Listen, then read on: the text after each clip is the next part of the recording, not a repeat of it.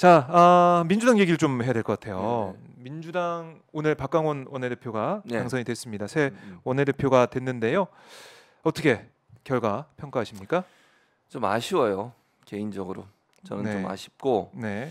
근데 물론 이게 그 지지자들이나 국민들의 여론이 반영이 안 되는 거잖아요. 의원들이 이제 하는 거니까 자기들끼리 네. 좀 아쉬워요. 뭐 그렇게밖에 얘기를 못 드리겠는데, 네. 어쨌든 뭐 결과는 이렇게 나왔으니까 어쩔 수 없고요. 지금 상황에서 뭐 뒤집을 수 있는 상황도 아니고. 네. 근데 이제 뭐 아마 의원들 입장에서는 여러 가지 그 고민을 한 것 같긴 한데, 그러니까 소위 친명계 의원들이나 이런 네. 분들은 아마 박강원 의원을 지지하지는 않았을 것 같아요. 그러나 이제 아무래도 대다수 의원들이 균형, 이제 소위 힘의 네. 균형 뭐 이런 것 같아요. 그러니까 당대표하고 너무 친한 사람이 되는 것에 대한 어떤 좀 거부감이 있었던 것 같아요. 공천 과정에서 어쨌든 뭐 좀 우려가 있는지 그건 잘 모르겠는데, 조홍천 웃고 있잖아요. 조홍천. 저 웃고 있네요, 저기. 참 그렇습니다. 그러니까 네. 어쨌든 그 좀 아쉬워요. 뭐 제가 뭐 더 이상 어떻게 말을 못 하겠는데, 근데 네. 그럼에도 불구하고 저는 이제 이렇게 생각해요. 박강원 의원이 앞으로 그러면 어떤 역할을 했냐 이 얘기는 하고 싶어요. 저는 박강원 의원이 만약에 비명계를 대표한다는 입장에 서가지고 자꾸 뭐 이재명 대표에 대해서 비판적 입장을 취한다거나 이러면 정말 저는 안 된다고. 저는 그러면 지지자들 가만히 있지 않을 거다. 네. 원내대표는요, 가장 앞서서 당을 대표해서 싸워야 되는 거예요. 야당과. 그런 역할 제대로 여당과. 안 하면 여당과 참. 네. 예. 아니 박홍근 원내대표 사실은 처음에 논란 많았고 최근에 뭐 약간 강하게 하긴 했습니다만, 그렇게 막 지지자들한테 큰 지지를 받지 못했어요 사실은. 네. 그러니까 그런 부분보다 더 세게, 그리고 총선을 앞두고 있잖아요 지금. 그렇죠. 그러면 1년도 안 남았어요. 여당의 공격이 더 세질 수밖에 없어요. 그런 상황에서 불협화음 내지 않았으면 좋겠고요. 네. 대표를 가장 앞서서 보호해야 돼요. 그게 원내대표 역할이에요. 지금 이재명 대표 체제 무너지면요, 민주당 끝장이에요. 아무런 소망이 없어요. 그래요. 자기들 생각, 제가 볼 때 그 비명계라고 하는 사람들의 생각이 너무 잘못된 게, 뭐 이재명 대표 체제로 안 가고 뭐 딴 생각을 자꾸 하시는 것 같은데요. 그럼 망해요 진짜. 지금 이런 좋은 분위기에서 저는 이런 분위기가 형성됐거든요. 이재명 대표 때문이라고 저는 생각해요. 강력한 대선 후보가 없다면 과연 민주당을 지지를 하겠습니까? 저는 그렇게 생각하거든요. 지금 예를 들어서 민주당이 그렇게 잘하냐 그러면, 네. 국민의힘이 워낙 개판을 치고 있고, 예를 들면 그 다음에 윤석열 대통령이 저렇게 그냥 헛발질을 많이 하시니 반사 이익을 얻고 있는 거예요. 근데 민주당이 그래도 100% 마음에 드는 건 아니야 솔직히 얘기하면. 네. 국민들은 둘 다 똑같다고 생각해요. 근데도 그럼에도 불구하고 왜 그럼 민주당을 지지를 하겠습니까? 강력한 대선 후보가 있기 때문에 그래요. 근데 지금 국민의힘 윤석열 대통령이 있기 때문에 대선 후보를 그렇죠. 띄울 수가 예, 없잖아요. 예. 지금은 안 그러면 되죠. 윤석열 대통령 대 이재명 구도가 되는 거예요 결국은. 네. 그리고 이건 중간평가 성격이 강하잖아요 이번 총선은. 네. 그러면 윤석열 대통령에 대한 심판을 해야 되는 상황이 됐어. 근데 만약에 민주당이요, 이재명 대표 체제를 흔들어 가지고 뭐 비대위 간다 그러고 오합지졸 되고 이러보세요. 여기를 지지하겠냐고. 네.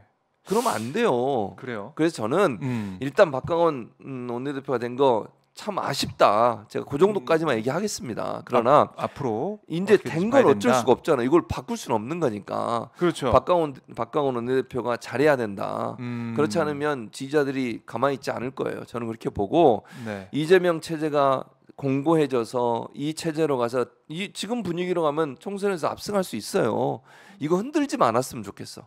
같이 힘을 합쳐서 여당의 잘못된 행동에 대해서 비판적 입장을 취하고 강하게 압박하고, 네. 윤석열 정부에 대한 강한 압박과 비판이 있어야 될 것이고요.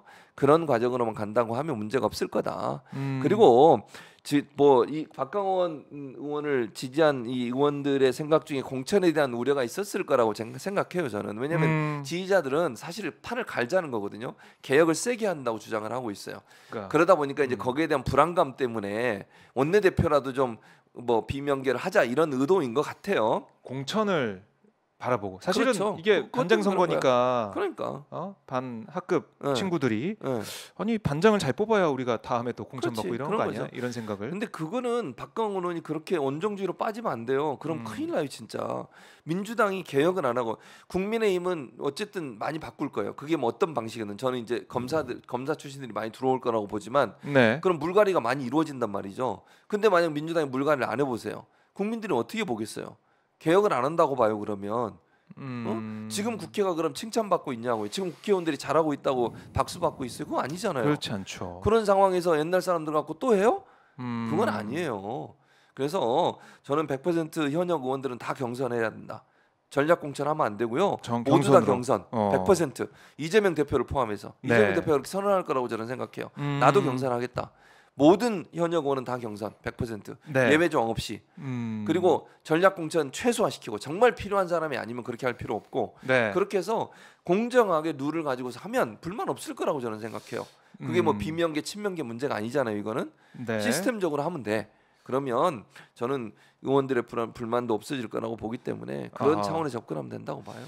그러니까 박강원 대표가 이기는 통합의 길 가겠다라고 얘기를 했는데 이기는 통합. 그러니까 통합이 어떻게 보면은 이게 마치 정치 공학적으로 뭐 나눠 먹기식으로 이렇게 되면 그렇죠. 절대 안 그거 되는 안 돼요. 것이고 그렇게 되면 안 돼요. 이기는 통합. 어떻게 하면 이기는지 그 방법은 우리가 늘 봐왔지 않습니까? 그렇죠. 민심하고 같이 가야 된다. 그렇죠. 그걸 박강원 대표가 어떻게 보여줄 것이냐. 아니 그리고 지지자들에 대해서 자꾸 이상한 소리 하시는 분들 있잖아요. 당내에 지지자들 없으면 본인들도 당선 안 됐어요. 진짜 그러시면 안 돼요. 그 지지자들이 그래도 못나도 찍어주고 뽑아주고 한 게 누굽니까? 지지자지. 반대 그렇죠. 입장 얘기한 사람이 찍어줬어요, 자기들. 네. 근데 그렇게 얘기하시면 안 돼요. 지지자들을 강성이라고 몰고 뭐 다 개딸이라고 그러고. 아니 지지자들 중에 연세 많은 분도 많고 남성들도 많아요. 그런 분들. 그러니까 이게 그 개딸이라는 이름으로 다 한 묶음 묶어가지고 네. 당원들이나 지지자들이 뭐라고 하면은 그냥 그거를 듣지 않고 그렇죠. 넘겨버리는 그런 그건 상황까지 오는 거 아니라는 아닙니까? 거지. 그렇게 되면 안 된다. 그렇게 되면 안 된다. 그래요. 참 민주당이 새 원내대표가 선출이 되고 사실 국민의힘 상황을 좀 보면 거기는 당신 100% 해가지고 윤심에 따라서 다 좌지우지가 되고 그렇게 선출이 되고 됐는데 있죠. 어떻게 보면 그게 오히려 독이 돼가지고 김재원, 뭐 태영호 등등 설화에 휩싸이고 있기 때문에 그렇죠. 그리고 뭐 태영호 의원은 회의 시간에 직접적으로 들이받는 대표를 들이받는 모습까지 들이받는. 보이는 상황이었는데 지금 새 원내대표가 선출된 이 상황이 민주당 입장에서는 좀 하나의 좀 뭉칠 수 있는 계기가 그렇죠. 된다면 전화위복이 될 것이고 당연하죠. 그게 안 된다. 통합의 길이라고 얘기했는데 통합이 안 되고 오히려 개파 간에 나눠먹기식으로 가게 된다면 그건 또 심판을 받게 될 것이다. 당연히 그럴 수밖에 정리를 해봐야 될 것 같고 자 그리고 댓글을 잠깐 또 소개해드리면 선나라님이 후쿠오카에서 최진모 박 기자님 화이팅. 아유, 감사합니다. 고나님은 사람답게 살고 싶다고 하셨고 양인준님 포크레인 작업 중입니다. 아유, 용산궁으로 끌고 와서 철거하고 싶습니다. 이종빈님 오산에서 응원합니다 하셨고요. 제이와이님 출근 전 실내 자전거 타면서 듣습니다. 반갑습니다. 가을꽃 겨울나무님 침대 커버 바꾸면서 보고 있어요. 그러시군요. 무한꾸니님 청소하면서 듣고 있습니다. 너무 속상하네요 하셨고 이현주님 오늘도 폰 2개, TV까지 3개로 보고 있어요. 대단하십니다. 감사합니다. 예, 늘려야 돼요. 우리 실시간 시청률을 늘려야 되기 때문에. 하늘빛님 사무실에서 휴식 시간으로 내 맘대로라고 하셨고 하수정님 병원 근무 중 이상무 하셨고 훈이님 와이프 주려고 학종이 저으면서 보고 있어요. 오 정말 대단하시네요. 그러니까요. 대단한 사랑꾼이신 감사합니다. 것 같습니다. 감사합니다. 반갑습니다. 오늘 뭐 빨리 올라가는 거니까 좀 많이 들어왔나요? 예? 뭐가요? 실시간. 실시간 지난주보다는 좀 많아진 것 같아요. 감사합니다. 네, 빨리 오세요. 그러니까 지각하지 마시고. 뭐 또 지각 안 하잖아요. 지각하지 왜 마시고 빨리 와야. 뭘 지각을 해? 내가 오늘 지각 안 했죠. 아, 오늘 안 했으니까. 뭘 오늘 어제는 했나? 어제 참 지난주에는 지난주에 하지 않았나요? 안 했습니다. 안 했나요? 예. 알겠습니다. 3시 뭐라고? 지난주에 했다고? 이런 지난주 했대요. 방 기자 이런 배신자 같으라고. 팩트 체크 해주셨고요. 3시 반에 한다는 걸 모르셔가지고 지난주 저희가 늘 말씀 3시나 3시 반 언제 할지 모릅니다. 게릴라 방송이라고. 게릴라 방송. 잘 네. 보고 계셔야 돼요. 알겠습니다. 아 3시 반에 했다고 저렇게 얘기하는 거예요 지금 방 기자가. 네, 신현숙님이 최지문 교수님, 박종희 기자 응원합니다. 저는 매월 컨텐츠 이용료 납부하고 있다. 저희 후원. 유튜브 멤버십 가입하신 분인 것 같아요. 감사합니다. 너무나 감사드리고요. 퀀터님은 논문 쓰면서 보고 있습니다라는 글도 말씀을 하고 계시는 상황입니다.